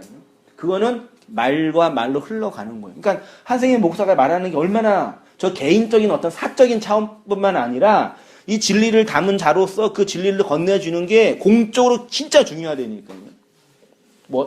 저 개인의 영달이나 온 땅 교회 어떤 성장과 부흥을 위한 탐욕이 아니라 그렇게 진리가 흘러가는 거예요. 그 일을 위해서 교회라는 구조가 필요한 거고 그 일을 위해서 여러분이 함께 헌신하고 헌금해주고 참여해주는 거고요. 그러니까 헌금을 내시거나 이거 하실 때 이게 하나님께 간다 그런 차원은 아니잖아요. 우리 아니잖아요. 내 헌금을 하나님 받으셔서 이 헌금을 하나님 이게 아니라 이 헌금과 이 재정을 통해서 어떻게 해요? 진리가 흘러가고 말씀이 전파된다는 그 생각으로 헌금 내시고 재정으로 헌신하시는 거예요. 다른 차원이죠. 온 땅 교회 말씀 사역을 위해서 그래서 성도의 헌신과 헌금이 필요한 거란 얘기죠. 이게 뭐 축복의 근원이고 복받을 어떤 근거가 아니라 다 개념 자체가 달라요. 그래서 많이 해주시고 힘써서 해주시는 게 필요한 거예요. 그래서요. 세상에다가 저축하지 말고 하늘 곳간에 쌓아나가는 창고에 하나님 그렇게 하나님 받으시는 걸로. 예, 하늘에서 안 떨어져요. 그러니까 헌금은 이렇게 사실 허비하는 거예요. 사실은요. 이렇게 내 거를 가지고 이렇게 봉사하는 거예요. 흘려주는 거고요. 그런 마음으로 하셔야 돼요. 그리고 진리가 들어오면 그게 돼요. 하지 말라 그래도 내 안에 들어온 그 생명이 있는데 그 생명이 이렇게 흘러가는데 그걸 안 하겠어요? 그 얘기예요. 우리 저축을 하늘 곳간에 저축을 많이 한 사람은 힘들 때 그 저축 통장 빼먹듯이 하는 그렇게 비행해서 그렇게 가르쳐요. 그래서 이제 거기 너무 진짜 유화적인 분노가 일어나. 저 교회가 그래서 크게 졌잖아요. 보험처럼. 그쵸. 그러니까 통장 개념으로 그렇게 말을 하는 거야. 그러니까 아무것도 국간에 쌓은 사람이 없으면 통장에 아무것도 없는데 힘들 때 어떻게 하냐. 그러니까 우리가 고난받고 힘들 때는 그렇게 많이 쌓아야 그것을 고난 때 제가 필요하고 심지어 어떤 설교가 들었냐면요. 처음 다녔던 교회가 부흥사 교회였거든요. 우리 다 알고 있는 교회인데 히스기야의 기도가 있어요. 히스기야가 병 걸려서 죽을 위험이었잖아요. 그 기도해가지고 15년 더 살았잖아요. 그때 어떻게 기도했냐면 하나님 내가 그동안 당신한테 섬겼던 그것 좀 기억해 주세요. 봐라! 니네가 힘든 일 있을 때 헌금 낸 거 그걸 기억해 하나님 복 주신다. 그 청년 때 들었다니까 그 얘기를. 그거 들으면서 신앙도 없었는데 이게 맞나? 아니 한 고민했었어요. 이건 아니지 않나. 혼자 그러고 이상한 놈처럼 있었다니까요. 고민도 안 했어요. 돈, 행정 이게 움직여지는 거예요. 다 이 하나님의 말씀을 증거하기 위한 수단과 방법으로 하는 거지. 그렇게 온 땅 교회가 여기 파주에 있던 공릉동에서 이렇게 어느 정도 이렇게 세워져야지 제가 딴 데 가서도 말씀을 전할 수 있는 거잖아요. 맞잖아요. 그러니까 그런 사명감을 가지고 참여해 주시는 거예요. 우리 권사님이 전주는 못 내려가시잖아요. 그렇죠. 예. 근데 제가 대신 내려가는 거예요. 이해되시죠? 예. 제가 집사님 무정부는 못 가시니까 제가 대신 가는 거라는 얘기. 그렇게 교회라는 공동체가 그렇게 그 말씀이라는 원리를 가지고 흘러가는 거예요. 이해되시죠? 그러면 돼요. 아브라함에서 아브라함으로 아브라함의 원래 이름은 아브람입니다. 그런데 하나님이 그에게 찾아오시고 말씀하시고 언약을 주시고 그 언약을 받은 자로서의 삶을 살아가는 과정 속에서 그를 아브라함으로 계명하십니다. 이름을 지어준 자의 주권과 힘을 그대로 표현합니다. 하나님이 아브라함으로 살고 있는 그를 아브라함으로 계명하여 불렀다는 것은 그에게 그 하늘의 복을 건네주어 하나님의 백성, 언약 백성이 되게 하셨다는 것입니다. 이런 측면에서 예수 그리스도의 복음을 알고 그 진리를 성령을 통해 경험한 우리들에게도 동일한 경험이 있지요. 이 아래의 세상에서 내 이름을 위하여 살고 있었던 나에게 주님이 찾아오셔서 주님의 이름을 건네주시고 하나님의 이름을 받은 자로 살아가게 되는 거죠. 그럼 우리한테 누구의 이름이 있어요? 한성민이지만 그 이름을 누가 지어줬어요? 하나님이 지어줬잖아요. 그럼 내 이름은 하나님의 이름이 되는 거죠. 무슨 말씀인지 아시죠? 물론 내 이름은 우리 아버지가 지어주고 내 이름이지만 복음이 들어온 자에게는 더 이상 그 사람이 갖고 있는 건 그 사람 게 아니라니까요. 내 시간, 내 건강, 내 재정, 내 자녀, 내 생명 내 거예요. 복음이 들어온 사람은 내 게 아니에요. 하나님이 주셔서 사용하는 거라니까요. 그걸로 사는 거예요. 보세요. 마태복음 10장 14절 다 함께 읽어보겠습니다. 시작. 누구든지 너희를 영접하지도 아니하고 너희 말을 듣지도 아니하거든 먼지를 떨어버리라. 너희를 영접하는 자는 나를 영접하는 것이요 나를 영접하는 자는 나를 보내신 이를 영접하는 것이라. 이 무슨 말씀이 이해되세요? 복음을 제가 집사님, 권사님께 복음을 전했어요. 근데 권사님이 그 복음을 받지 않았어요. 그럼 권사님 뭐가 돼요? 발에 먼지가 뭔지 아시죠? 그러니까 복음을 전했는데 그 성이 복음을 받지 않으면 나와서 털고, 그게 아니라 말씀을 받지 않으면 그 먼지라니까요. 이해되시죠? 이 땅의 모든 존재, 남자를 알지 못하는 여자, 물을 받지 못하는 흙은 먼지예요. 그렇죠? 근데 그 먼지에게 물이 떨어지면, 진리의 말이 떨어지면 그 먼지가 생명이 되죠. 근데 그 먼지가 그 물을 받지 않네요? 그 뭘로 남아요? 먼지로 남는, 그 얘기하는 거예요. 너희가 지금 이 말씀, 이 복음을 받지 않았지? 그럼 너희는 먼지야, 그 얘기예요. 여자가 남자를 알지 못하지? 그럼 처녀야. 처녀 죽는 거는 악이거든요. 그 복음을 전하는 자, 그런 존재라는 얘기. 나가서 복음을 받지 않으면 뭐 발에 먼지를 털어버리고 딴 데로 가라, 그 얘기가 아니라요. 그래서 너희를 영접하면 누구를? 나를, 하나님을, 예수님을 영접하는 거예요. 그러니까 진리를 갖고 있는 존재는 그런 의미에서 되게 중요한 그 대사가 되는 거죠. 마지막으로 하나님의 이름 속에서 창대하게 됨. 복음의 진리는 우리의 이름과 존재 속에 있기 때문에 우리를 받아들이는 자는 하나님의 복음을 받아들이는 자이고, 우리를 거부하는 자는 하나님의 이름을 거부하는 자라고 할 수 있습니다. 중요한 것은 나에게 나의 이름이 있는지 하나님의 이름이 있는지가 중요한 거죠. 이렇게 하나님의 이름이 우리를 통해 창대케 되는 것을 뭐라 그래요? 그걸 바라크라고 해요. 그래서 하나님의 복으로 살아가는 성도가 되어야 되는 거고요. 성도에게 이런 하나님의 복이 늘 나타나는 거예요. 그 복으로 열심히 살아가는 모든 성도님 되기를 축원드립니다. 네, 기도드릴게요. 하나님 아버지, 주님의 사랑과 은혜를 감사합니다. 함께 이 복과 그 진리와 그 은혜에 대해서 나누고 교제하고 말씀 배우고 함께 할 수 있도록 인도해 주셨사오니 그 생명을 따라서 복받은 자로 나를 용서하고 나를 용납하고 또한 타자를 사랑하고 하나님이 주신 인생을 누리고 감사함으로 살아갈 수 있는 우리 모든 삶이 다 되어지도록 인도하여 주옵소서. 예수님 이름으로 기도합니다. 아멘. 네. 잠깐 말씀 전했는데요. 네. 느낌 나눔 한 줄 속. 다 너무 이제 순종을 잘하고 착한 거야. 내가 보면 난 요새는 너무 화가 나갖고 진짜 마이크 들고 나가고 싶을 정도로 너무 진짜 내가 왜 이 나이에 이걸 알았을까라는 그런 막 분노함이 막 있을 정도. 그러니까 이렇게 말씀이 나는 참 진짜 하나님께도 너무 감사하고 목사님도 진짜 난 너무 감사한 게 어떻게 말씀을 이렇게 세상에 이렇게 이걸 이렇게 우리가 들을 수 있는 이 말씀을 너무 감사한 거예요. 네. 그러니까 우리는 다 소리 나는 대로만 읽었잖아요. 전부 다. 소리 나는. 그리고 그냥 입술로 선포해라.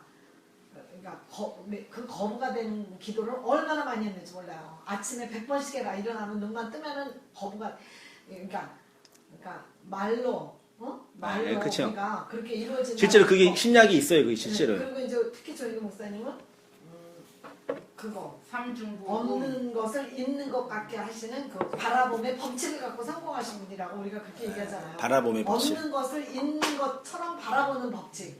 이게 최고였었잖아요. 거기는요. 그러니까 막 무조건 나는 도저히 가능성이 없고 없는데 입술로 선포하면 된다. 이거를 많이 하셨어요. 그래갖고 그거를 아침마다 진짜 주문해오듯이 우리는 너무 그 순종을 너무 잘한 거지. 그러니까 지금 성도들이 다 그렇게 세뇌당하고 있는 거예요. 그러니까 뭐 소리 나는 대로 이거를 말씀을 보면 안 된다. 이런 자체는 우리는 들어보지도 못했고 누가 한 사람도 그 훌륭하신 많은 목사님들이 있어도 단 한마디도 진리의 말씀으로 진짜 이건 아닌데라는 게 한마디도 없었다니까요. 그러니까 그게 다 맞다라고 했고 의심이 가도 안 되는 거야. 의심이 가면 내가 믿음이 없는 거야.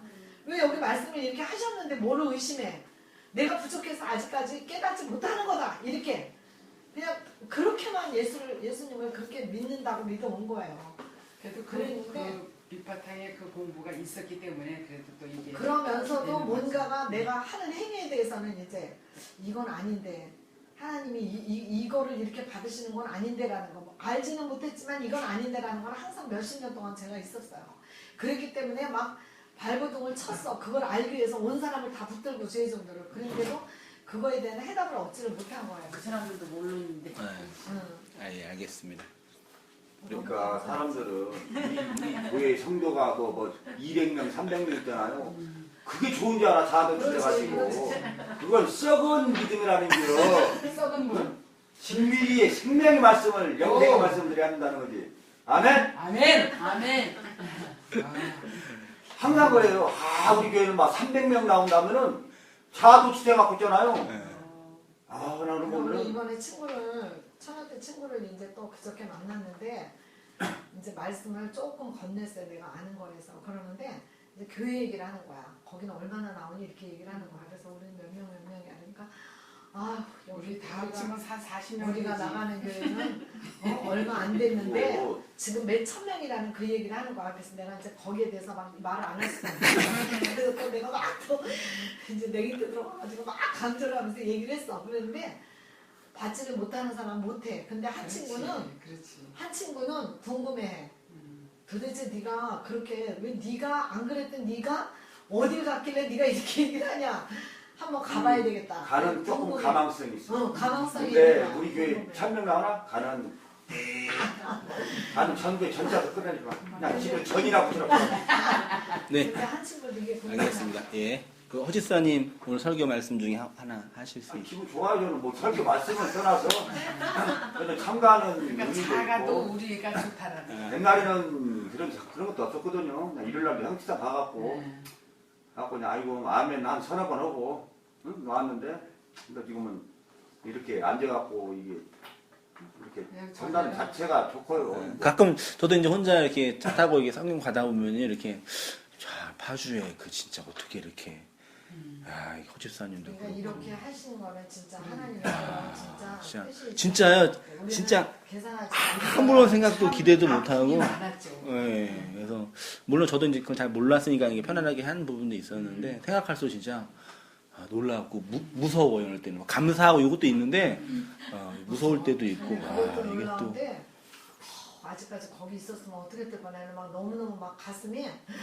너무 막 깜짝 놀랄 정도로 감사한 거야. 이게 계속 거기 머물러 있었으면 어떻게 근데 그 순복음에서 거기서 그랬잖아. 김정아가 나가면 교회를 차린다. 이제 우리는 이제 교회가 이제 그러셨어요? 교회지만 항상 그랬어. 거기서 벌써 예언을 그 선문집사람이 한 거야. 됐네. 지금 그게 어떻게 아니라 나가면 교회를 저는 차린다. 그랬어요? 화장실 가도 성경책 있지. 옆방, 건너방, 응접실, 차 맨날 이거 성경책만 보는 거야. 또라이 된 줄 알았어. 그냥 막 그게 하루에 막 10시간 이렇게 보기가 있잖아. 내가 봐도 짜증이 나니까. 그렇지. 그러면은 거기다 자꾸 시간을 많이 궁금한 거 이렇게 할애하니까. 목사님한테 물어볼 거 아니에요.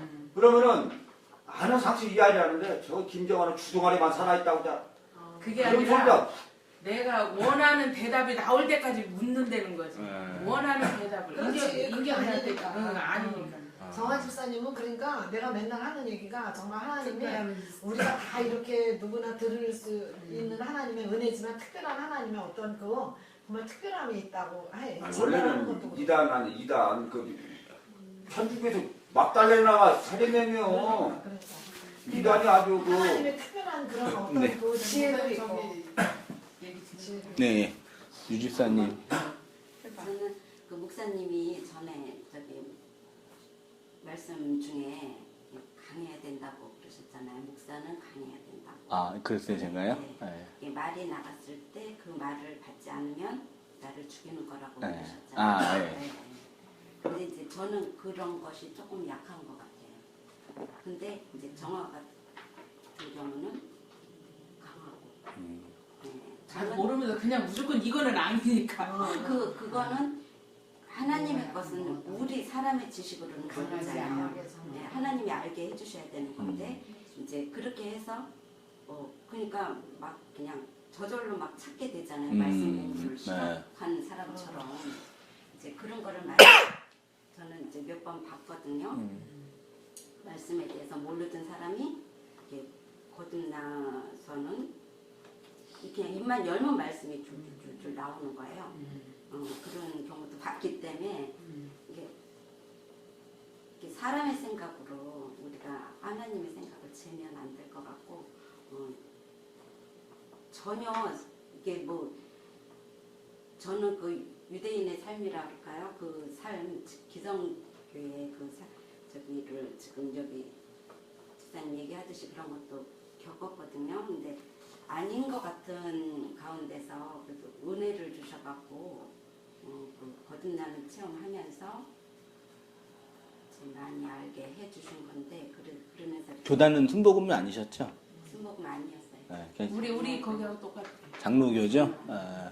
그러니까 제가 보니까 순복음이 더 강해요. 보니까요. 순복음이 이런 지금 말씀의 측면에서 완전히 정반대에 있어가지고요. 어떤 이 경험하는 어떤 치수가 확 돌아오는 거고요. 약간 복음주의나 이렇게 건전한 교리를 가르치는 장로는 좀 덜해요. 그런 부분에서는. 그러니까 우리는 아니라고 그러는 건 바로 돌이켜 우리는. 딱 끊어버리는 게 있고 바로 받아들이는 네. 거는 강하지.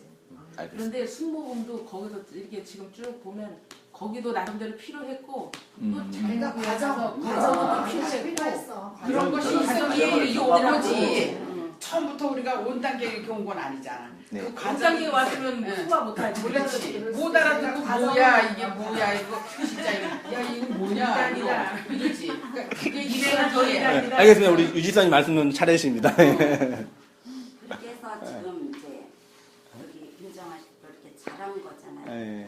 영적으로 자라서 이제 목사님 말씀도 다 알아듣고 어느 날 이렇게 교제할 시간이 별로 없었거든요. 서로 이제 살기 바쁘고 근데도 하나님이 키우시니까 자라잖아요.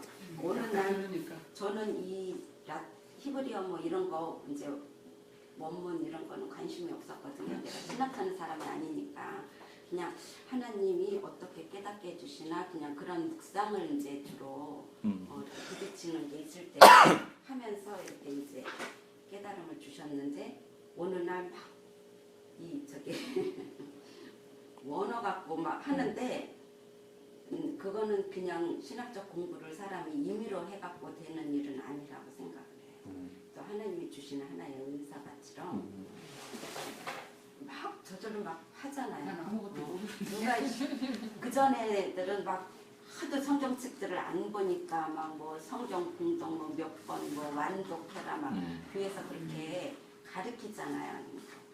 근데 이제 그 하나님의 씨가 들어가면 그냥 막 갈급해하고 찾고 그렇게 들어가요. 그런 것 같아요. 어느 날 보니까 막 이거 이제 원문을 펴다가 보니까 그것도 목사님 연결해 주신 것도 이제 하나님의 무슨 계획 중에 하나가 아니었을까 그렇게 생각이 들어요. 그러니까 우리 안에 생명이 들어오면 그 생명에서 어떤 그 생명의 욕구가 나와요.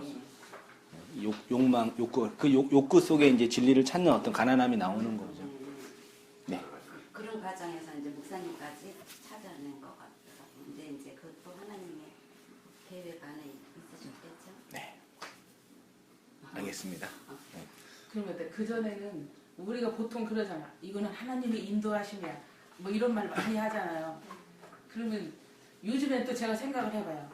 그러면 그래 저쪽에 있을 적에 김정아가 나가면 교회를 차린다. 이런 소리를 들었는데 여기 진짜 난 그거 말도 안 돼. 그냥 말 대꾸도 안 했었거든요. 지금 여기서 이렇게 됐잖아. 근데 우리는 이제 우리 한 사람 한 사람이 교회지만 그들은 지금 여기를 공동체를 교회라고 생각을 하는. 거봐 지금 그러고 있었을 거 아니야. 그런데 그냥 혼자 아버지. 그러면 이거는 하나님의 인도하심이라고 말할 수 있나 이제? 그전에는 웬만해서는 저희가 하나님의 인도하심을 하나님이 하시는 이런 말을 되게 싫어했어요. 잘 안 쓰고. 근데 여기다는 써도 되나? 이건 하나님의 인도하심이지만 그러니까 주님 안에서 그- 이루어지는 거니까. 그 하나님 인도하심에 대해서 이제 많이 고민해야 되는데요. 하나님의 섭리가 다 우리가 경험하고 만나고 있는 모든 것들 속에 하나님의 섭리와 계획이 없는 건 없어요. 다 있는데 우리가 잘 이렇게 해석을 못하는 거예요. 그래서 쉽게 말을 못하는 것뿐이지. 보이지 않는 그 하나님의 섭리가 다 이렇게 있어요. 우리는 그걸 믿고 있고 어느 때는 이렇게 절로 가고 있는데 일로 가도 나중에는 이게 연결돼서 오더라고요. 제 경험으로 보더라도. 그러니까 그런 어떤 예, 잘 됐기 때문에 하나님의 인도하심이고 못 됐기 때문에 그게 어려운 거지. 이게 좀 찬찬히 기다리고 과정들을 보면은 하나님이 붙잡아 주시는 과정들이 있는 걸 그 경험하게 되는 거니까. 내가 목사님을 딱 이제 세 번째 하는데